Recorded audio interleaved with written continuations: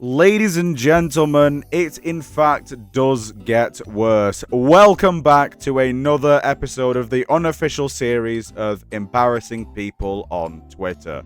On the last episode, I covered a bunch of idiots that decided that it would be a good idea to create false AI images of WuWa, reduce the game to Guna slop, and also falsely claim that the game performs not as well as it does on mobile devices. However, we have more, and it's all different, baby. Yes, that is correct. It is all different. These people do not stop. And just like last time, it's time to name and shame every single one of them. Because they look for publicity, but let's give them it. Let's give them publicity, shall we? Name and shame every single one for being absolute degenerates. Let's begin. So here we go. This is the first one. As you can see on the screen right now. Spent over an hour making 50 plus emails on different devices, but I did it. Emoji. Let's get Genshin these votes and make sure they beat WuWa, heart heart. Now that is a lovely tweet by Farina. I can't say that word because I'll get demonetized. However, if you look at the image right here, you will see something, and that is proof that they've actually made at least a few accounts to vote for Genshin on the Player's Choice Awards. Even me just saying that kinda just completely tore my soul apart because, guys, what the hell are we doing? If you guys don't know, the Player's Voice is basically a 100% fan-voted award, and the last 5 nominees are E33, Dispatch, Silksong, WuWa, and Genshin. Now, of course, when you see Wuthering Waves and Genshin on there, you knew that this shit was going to happen. Now, of course, I'm not saying that people from Wuthering Waves don't do this, or rather, they at least don't post about it. I've not seen it. I'd condemn this for anything.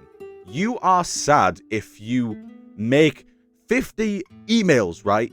Make 50 emails to make 50 accounts to then basically artificially inflate the votes. It's not fun, right?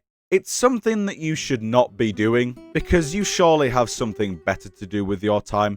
If you're making 50 emails, I genuinely wonder how many hours that took you because it definitely took you at least 4 hours.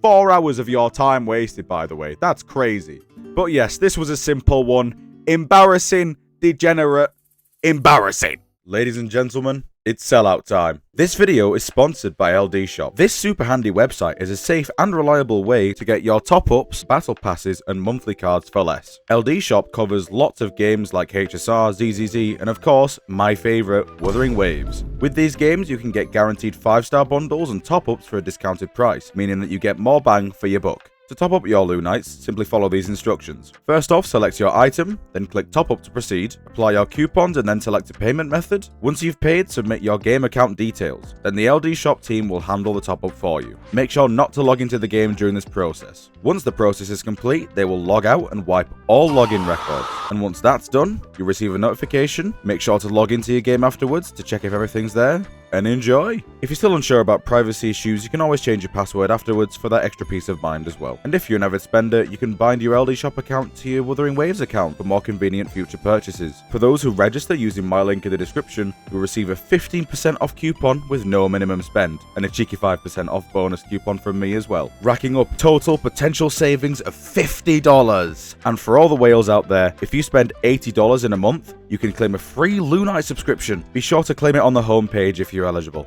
Once again, if you're looking for a safe and reliable way to top up your account for less, use my link and use LD Shop. Now, back to your regularly scheduled programming. Here we are with the next tweet, and of course you can see here that it's our favourite Long Live My Ron, or whatever they are. I think they've featured on the channel before, trying to claim that Wuthering Waves was falsely running badly on mobile devices, and it just looks bad on mobile devices, which is why it shouldn't have been voted for Mobile Game of the Year. However, now we've got him piping up about something else. This is, of course, a very poor resolution image of WuWa user reviews history, and it basically shows the density of reviews over time. Now, they are insinuating by this tweet that Wuthering Waves bots its reviews in reply to basically the Steam reviews. Now, if you guys don't know, Wuthering Waves has just received overwhelmingly positive reviews on Steam. and overall very positive reviews, because the overwhelmingly positive is as of recently. Now, of course, this spike is probably the cause of that. However, they are missing some very key context here, which is actually in the lovely community note. People that do these community notes are just saviors, man. They are absolute godsends.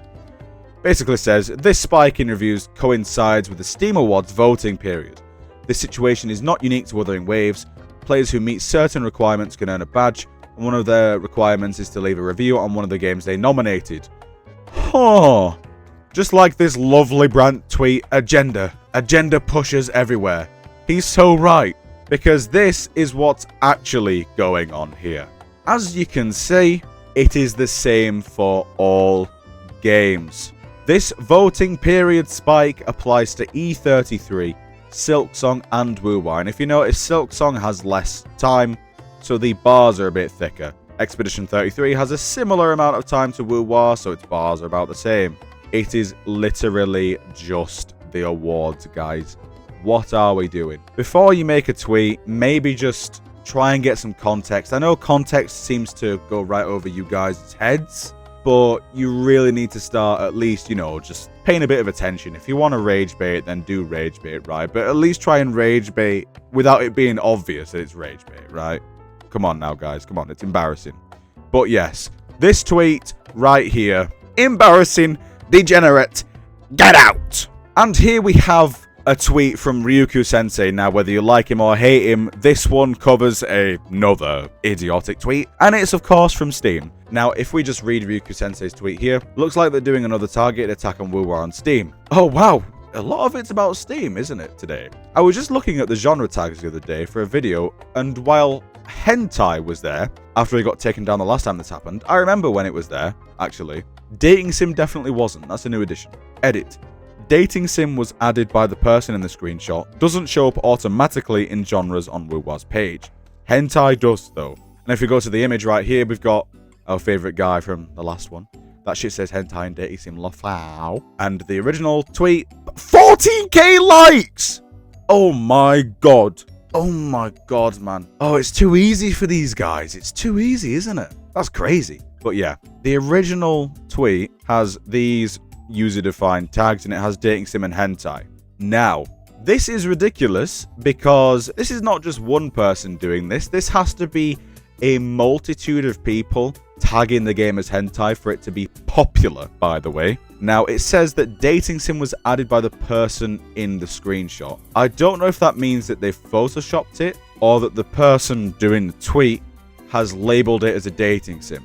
Now, guys, if you have a brain, you can immediately tell that Wuthering Waves is not a dating sim. If we're going to go by that logic, then Honkai Star Rail is a dating sim for Cyrene. Zenless Zone Zero is a dating sim. Genshin is a dating sim because Paimon is with you all the time.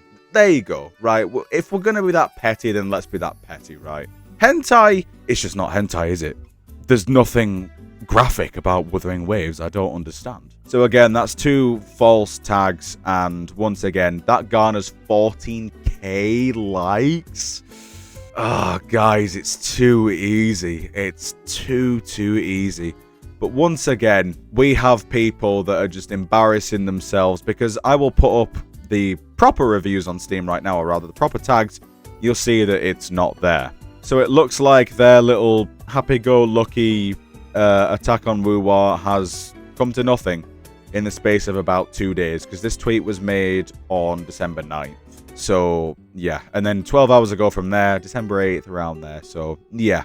There you go. Embarrassing.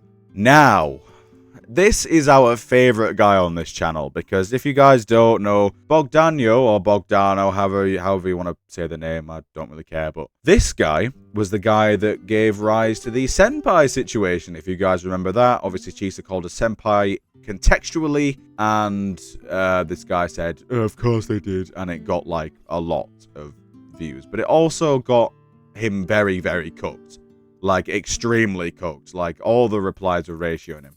However, obviously we know that this guy's a Genshin player because they've got Rive Slays or whatever, and they're commenting on Linnea's bike. Wow, it's almost like Is it really that hard to be original? Oh, it's almost like they're taking it as a personal attack on Mavuika. But however, there's no there's no evidence to say that this is a play on Mavuika's bike. However, I do believe personally that this bike is actually done better than the bike.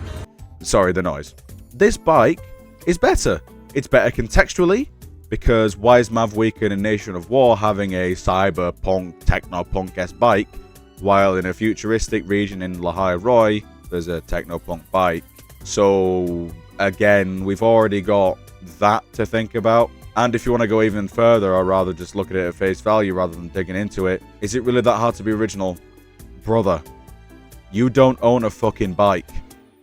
Nobody owns a fucking bike, you moron. You absolute moron, man. And they say, hashtag they found this, y'all. It's a blatant rage bait. But guys, if you guys are going to be unemployed and jobless the way you are, at least come up with better rage bait. I'm making a video on this, guys, and you may think, oh, I'm rattled by the rage bait. Genuinely, I'm not, because I just get free views because of this. I'm turning these guys into a beneficial situation for me, and also, if you want to think about it from a moral standpoint, it's also naming and shaming these guys. So if you see a tweet from them, if you go on Twitter and you see a tweet from them, just don't take them seriously, and it'll save you the trouble of being emotionally abused by these absolute numpties. Yes, I just said numpty, because I'm from the UK. But yes, thank you all so much, guys. What do you guys think of these guys? A lot of guys, apparently, but yeah. Thank you all so much for tuning in. I'll see you all in the next one. Goodbye for now.